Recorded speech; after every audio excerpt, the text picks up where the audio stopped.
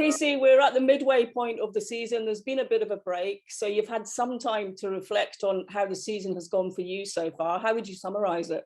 I think, all in all, I think it's okay. I think we've been really unlucky. Up to date, you know, we got taken out at Brands Hatch, which I was looking really strong there all weekend. I was quick in FP1, FP2. We worked really well with the engineer and the team, and we got the car dialed in nicely. You know, and going quickest in sort of FP2, I think maybe put a little bit of pressure on myself, but then, you know, we had a problem with qualifying, which we were back in 17th, and we got taken out.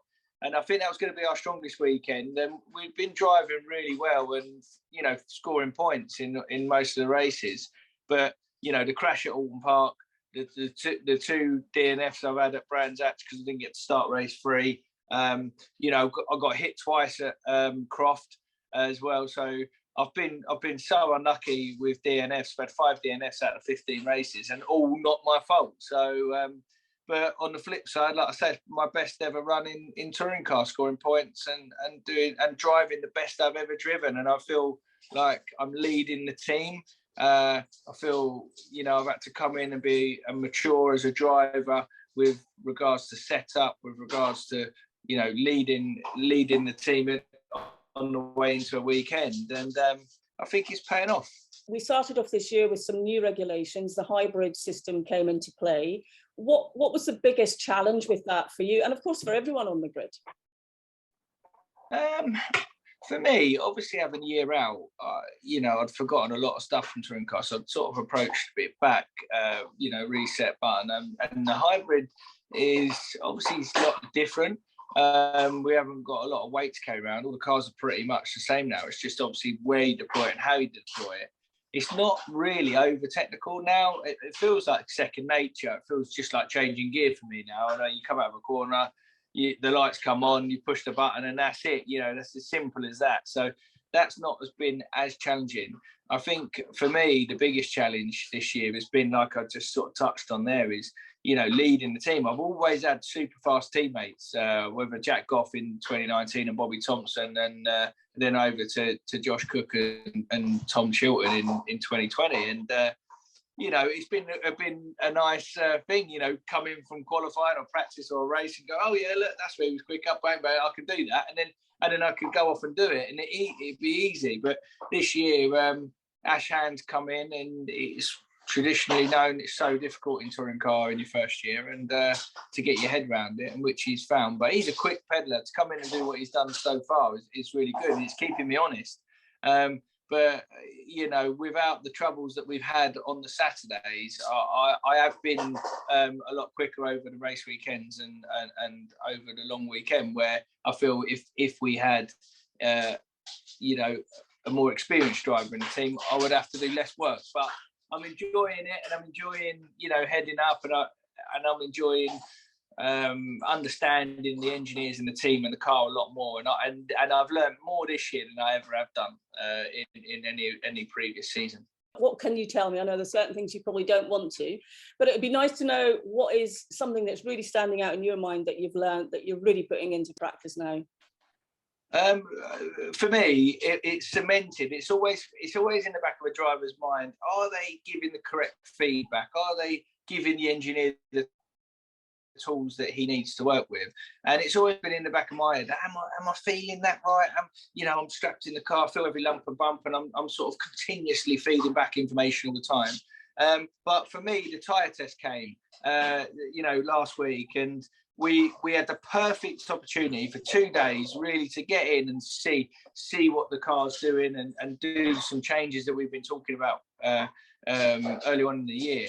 And for me, it was exactly what I wanted to happen. That Rob had come to me and said, we're going to do a big change, and I want to see what your feeling is. And I've gone out and I felt the car really understeering, really, and I've reported back. I didn't know what he's changed on the car, and I said, I feel a load of understeer. He said, right, okay. He said, boxes lap, big change the other way, straight out. The car's doing all weird stuff, and I reported back, and exactly what I reported back is exactly what the car should and shouldn't have done, which was fantastic, because he can now trust what feelings I'm saying to him.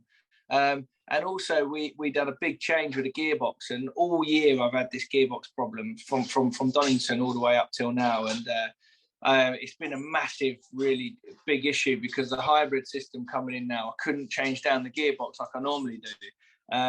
And we worked really hard all day on the first day to make sure the gearbox was right, and we pretty much didn't even put a lap time in for the first day, but we managed to get that gearbox right. And as soon as we got it right for day 2, I went 8 tenths quicker with the car exactly the same. And it's just on that. So it's little changes that I'm feeling in the car, and now we're getting it all together. It's starting to pay off.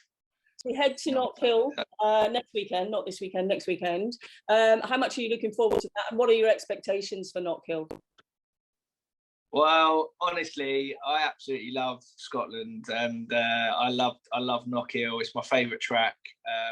It's never been overly kind to me, really, in results and stuff. But I just love driving it. It's like a massive theme park on steroids, and it's I'm really looking forward to going there. Especially now we're coming away from a 2-day tyre test where we found some big gains.